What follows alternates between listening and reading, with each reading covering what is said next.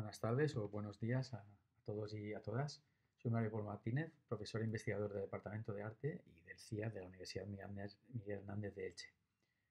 Antes que nada, y como en anteriores ediciones, quisiera agradecer de nuevo a los organizadores y organizadoras del Congreso y también a los participantes esta oportunidad de exponer mi estudio y poder colaborar en este magnífico y tan interesante evento.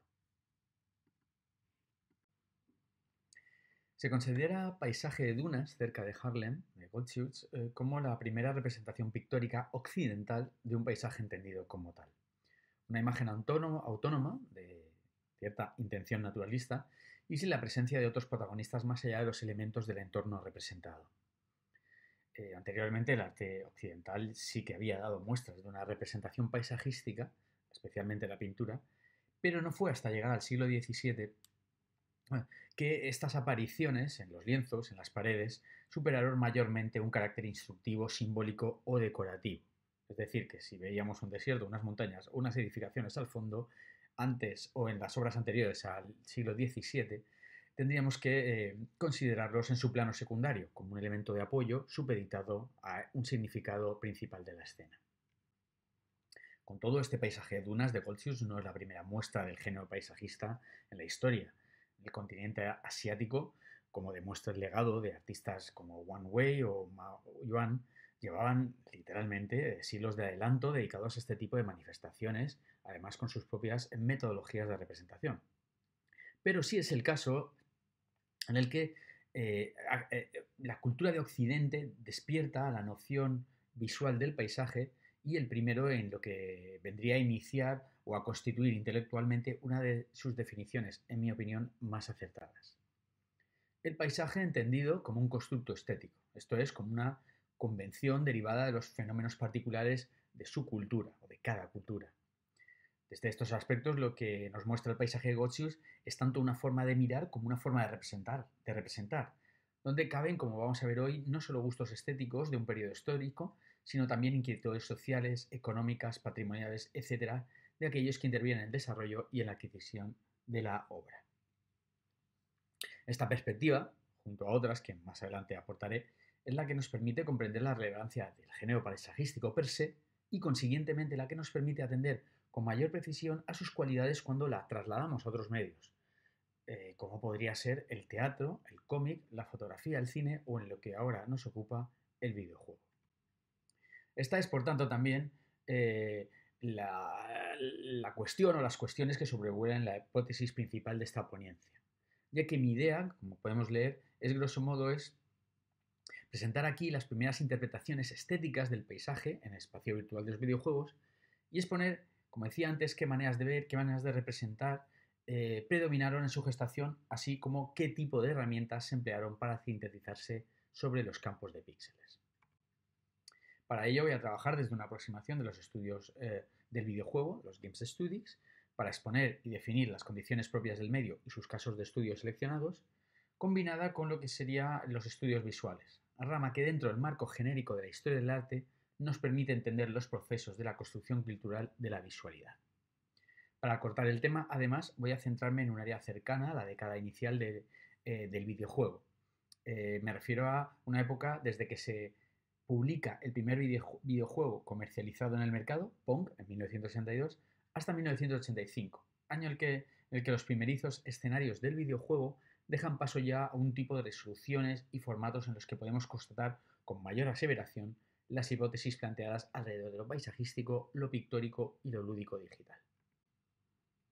Lo primero que nos demanda un estudio de este tipo, por tanto, y por la propia evidencia de sus principales elementos, es entender qué es el paisaje y qué es el videojuego. Tareas evidentemente que son complejas, largas, que darían para 2 ponencias más o incluso más seguramente, ¿no? A las que además sumar pues, los nuevos debates o investigaciones que están saliendo a día de hoy alrededor de estas cuestiones. No hay tiempo para ello, ni tampoco es el objetivo principal de la ponencia. Así que me centraré en concretar que tanto las definiciones del paisaje como las del videojuego han pasado de una etapa inicial centrada en los resultados de su representación formal, la preocupación por los signos significantes que marcaban sus escuadres, a una etapa más reciente donde a estos valores se les han reinyectado no solo los contextos históricos que los análisis formales podrían haber pasado por alto, sino también cuestiones de índole económico, subjetivo o colonial igualmente necesarias para su examen. También me refiero, en un sentido parejo, a que el videojuego en sus inicios fue mayormente analizado por su condición formal, como juguete electrónico, como mero dispositivo de entretenimiento, sin atender a las posibilidades de sus propias condiciones algorítmicas, interactividad, modos de juego, interfaz, etc., ni observar más allá de estas propiedades formales el modo en el que se le emparentaba o se le supeditaba a otros medios como los juegos de mesa, la TV, el cómic y especialmente el cine. Si para resumir entonces apuntaré, como señalaría Manuel de Terán, que lo que hace el paisaje no es la superficie, no es el mapa, no es el clima, sino la trabazón, aquello que une y que enlaza todas sus características y circunstancias,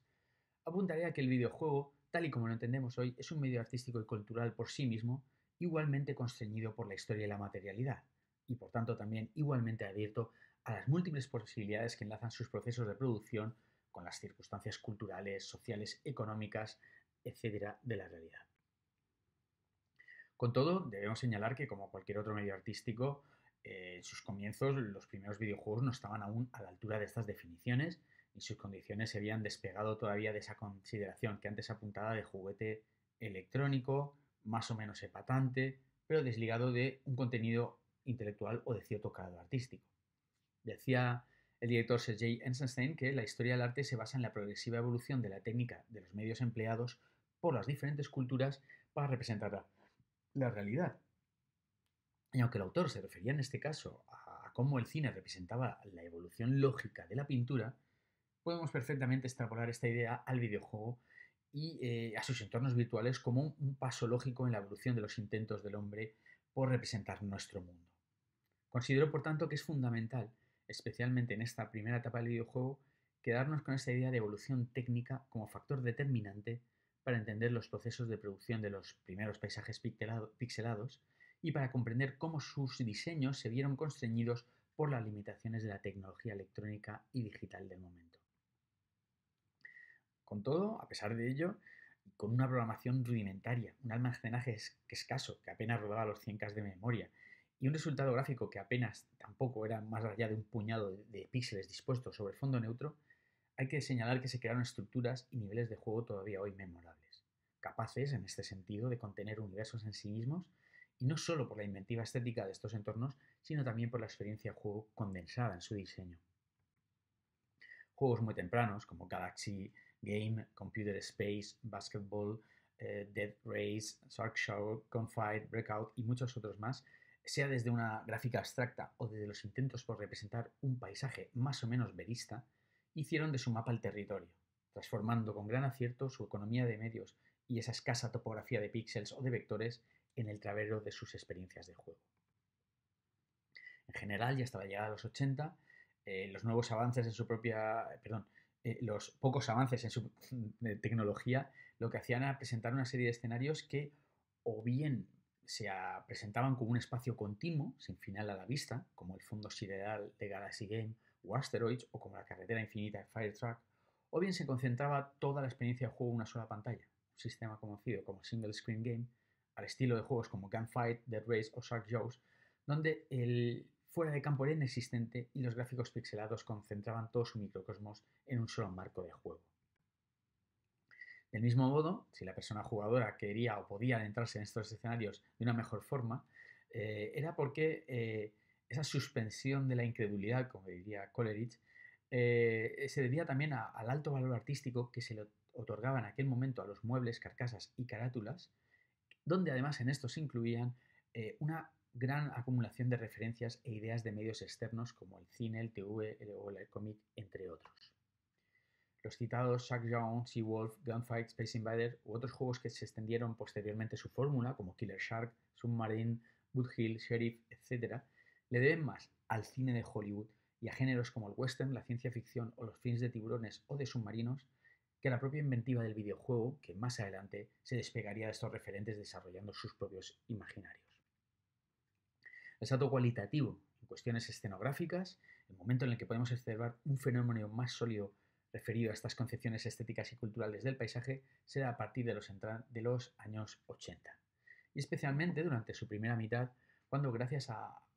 éxito del mercado del juego y al impulso de la tecnología invertida en el medio, puede apreciarse un auge exponencial en estos hallazgos. Por el tiempo que tenemos en esta ponencia, voy a resaltar 3 hitos esenciales para entender la configuración del primer paisaje en el videojuego. El primero es el que podríamos nombrar como el asentamiento de la perspectiva. A partir de los 80 hay una mayor preocupación por aplicar la tecnología en soluciones visuales que no solo favorezcan al gameplay, a la partida, sino que también aludan a una cierta coherencia con los sistemas de visión humana alejada de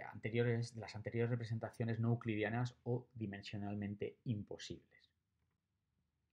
Atari comercializa una serie de juegos revolucionarios que abandonan la planicie dominante en las pantallas lúdicas hacia un horizonte escenográfico en 3 dimensiones en juegos como Battlezone o como Red Baron. Se trata de plataformas que, inspiradas por juegos anteriores como Speed Freak o Night Driver, exploraron el eje Z, ¿no? El eje de profundidad de esos escenarios, desarrollando una navegación visual sincrónica, completamente animada, cuyo avance en los sistemas de perspectiva escenográfica en el contexto del videojuego resultó tan determinante, por utilizar un símil pictórico, como fue la regula albertiana y la aplicación de perspectiva cónica en la pintura del Renacimiento. Primero, porque este tipo de sistemas nos introdujeron de pleno en las sensaciones de un juego en primera persona o en vista subjetiva. Y segundo, porque a pesar de la desnudez de las líneas vectoriales y de sus sencillos fondos negros, estas plataformas permitieron vislumbrar el futuro tridimensional del videojuego que evolucionaría hacia los anonadantes FPS y sandbox de los que disfrutamos hoy. Solo un par de años después, y con el juego Zaxxon como principal precursor, comienzan a surgir juegos como Q*bert, Crystal Castles, Anattack, Marble Madness, Kenai Lore, entre otros muchos, cuyos espacios de juego comienzan a aplicar la proyección axonométrica y dentro de ella la perspectiva isométrica para simular las 3 dimensiones desde un punto de vista en tercera persona. Esta iniciativa anterior y la tridimensional de principio, en general, lo que harían serían fomentar nuevas fórmulas para simular entornos tridimensionales en esa superficie bidimensional de los monitores, incorporando una gran variedad de técnicas, incluida la superposición de planos, el escalado dinámico, la perspectiva axonométrica cónica o aérea, el escorzo, los gradientes de textura, así como el paralelaje y la rotación de objetos, dando lugar a propuestas tan innovadoras en su concepto escenográfico como las citadas o como otras posteriores como Tempest, Moon Patrol o iRobot, por citar algunas de esta etapa. El otro hito importante que quería comentar hoy es aquel que define el despegue de la gráfica y su sentido pictórico dentro de la pantalla de juego. En los 80 también aparece una compañía, Online Systems, más adelante conocida como Sierra Online, que publica Mystery House y Wizard and the Princess, las primeras aventuras conversacionales que incluyeron gráficos acompañando su texto. Estas representan ya unas imágenes que, a pesar de su rudeza y de sus trazos inmóviles, explotaron el estándar de gráficos CGA para aproximarse en lo posible a una sensación de verismo o de realidad, siempre, claro, dentro de su propia ficción. En ellas ya vemos una preocupación por el encuadre, por el empleo de la perspectiva cónica, similar a la visión humana, incluso un intento por emplear una estrategia de color y tramado, el dithering, para lograr una paleta de texturas y tonalidades más extensa. Un ejercicio estético entre lo descriptivo y lo pictórico, fundamental para entender, como en el caso anterior, el inicio de un género y de un modo de representación digital cada vez más interesada por el discurso gráfico. Le seguirán 2 obras definitorias en este sentido, como The Hobbit y Déjà Vu, y en ambas comprobaremos avances notables en los tratamientos de forma y composición de la imagen, porque si en la primera, esa adaptación homónima de la obra de Tolkien, asistimos a un despliegue de la mancha cromática a la manera de un pintor impresionista o simbolista, con juegos de tonalidades opuestas, con líneas y tramas que juegan a romper y al mismo tiempo a definir planos de luz y volumen para articular una suerte de efectismos de una evidente intencionalidad estética o expresiva. En la segunda plataforma, que homenajea a la novela negra y al cine negro, los avances gráficos se rigen por una estampa más convencional en busca de la representación naturalista o la representación de lo real, como puede observarse bastante apoyada en lo fotográfico. Ambos estilos anuncian la capacidad escenográfica del píxel en composiciones cada vez más interesadas, como decía, por lo pictórico y por la expresión, que alcanzarían sus mayores cotas en juegos como Chichén Itzá, Myst, Journey, Man Project o Riven, y que abrirían el asombroso universo estilizado de lo más plástico a lo más hiperrealista al que hoy asistimos en el resto de géneros del videojuego. Por último, y como podemos imaginar, todos estos avances formales traen consigo una mayor aparición de códigos, signos y mensajes en la pantalla de juego que de forma predeterminada o no se van incluyendo en la concepción de sus escenarios. Este último hito es el que llamo la impronta cultural, cuando los videojuegos, durante la primera mitad de los 80, ya eran capaces de capturar, por ejemplo, el espíritu de una película de artes marciales o el de una película Disney, evocando, cuando no superando, experiencias parejas a su visionado. La cuestión es que estos trasvases casi siempre arrastran con ellos estereotipos, modismos, clichés, en definitiva los lugares comunes que fundamentan estos géneros para poder sintetizar mejor su entendimiento y adaptarlos a la tecnología y modos de jugabilidad. Y la cuestión es también que las posiciones culturales y las formas particulares de ver el mundo que muestran estas plataformas no surgen de la nada. Detrás de su desarrollo hay personas con todo un bagaje intelectual y cultural trabajando en una empresa o un proyecto económico. Por tanto, tampoco podríamos disociar estos paisajes de una cierta forma de mercantilización, entendiendo estos entornos como algo que se pueden identificar, poseer y consumir, ya sea como recurso o como experiencia visual.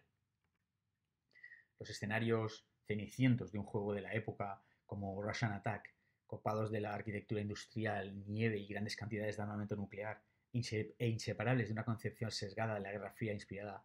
por medios y entretenimientos norteamericanos, como Rambo 2, Espía con nosotros, Invasión USA,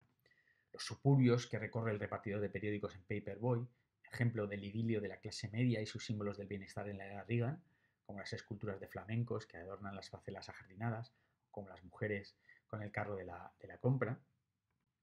o los escenarios de Yi Kung Fu, a medio camino entre el loable homenaje gracias a los tramados y a los formatos inspirados en la pintura tradicional china, o a medio camino entre lo previsible, de esas representaciones también de templos orientales bastante occidentalizados o apuestos a nuestra mirada occidental, no son copias miméticas de la realidad. Más bien, como se apuntaba, son visiones del mundo, en este caso de un mundo percibido en los 80, que también deben entenderse como textos filtrados a través de la lente mediática o ideológica del momento, sin olvidar esa lógica mercantil que también impulsa, ¿no?, parte de sus significados. Lo que hemos podido apreciar en este estudio es que el primer paisaje del videojuego, como el propio medio lúdico en ese momento, es todavía un fenómeno que está experimentando y conociéndose a sí mismo, como cuando el cómic todavía no había aprendido a usar bocadillos en sus viñetas o como cuando el primer cine aún no había asumido las posibilidades de su montaje o del uso de la diversidad de planos. En sus inicios, la tecnología limitó mucho las posibilidades del videojuego, pero al mismo tiempo lo liberó de tener que ser esclavo de unos cumplimientos del estándar realista, al que hoy se deben muchos videojuegos, en favor de una mayor inventiva y de una mayor capacidad de síntesis, como demuestran muchos de sus escenarios. Como ya se ha señalado, las formas particulares de representar el mundo que tienen nuestras imágenes de paisajes ni surgen de la nada ni son del todo nuevas. Cuando mejor comprendamos de dónde proceden estas tradiciones y estos modos de hacer y de ver, mejor comprenderemos nuestro propio momento cultural y podremos apreciar lo que los videojuegos estaban representando. El lenguaje del paisaje se reescribe, ya lo sabemos, continuamente en libros, pinturas, películas y otros medios culturales, como lo hace en la propia Tierra, ¿no?, y en los parques nacionales o en las guerras o esfuerzos arquitectónicos que jalonan nuestra historia. Así que cuando los juegos de ordenador construyen paisajes en algún lugar entre los polígonos y los píxeles, esta historia se reconfigura una vez más para nuestro deleite y nuestra cultura. Muchas gracias.